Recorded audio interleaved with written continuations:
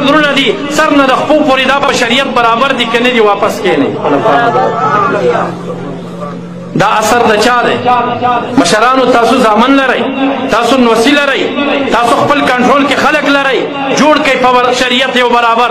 تاسو پاڅېږئ پاڅېږئ داسې وګوره دې خلکو ته دا هم سیفي دی. تاسو کې به هم زامن او نوسۍ هم د چا وي، دربارونو مشایخو سره به متعلق وي.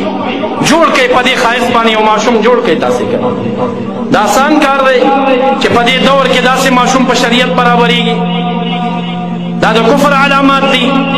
مونږ خو په چلنج باندې هغې مولیانو ته وایو چې حضرت مبارک رحمه الله سیفیان مبارکانو کې د اهلسنه والجماعه د عقایدو په خلاف یې وزره وښایي.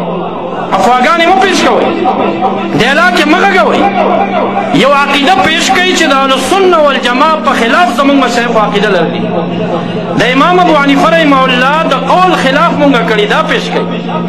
الحمدلله مونږ اهلسنه والجماعه، الحمدلله د امام ابو حنیفه رحمه الله مذهب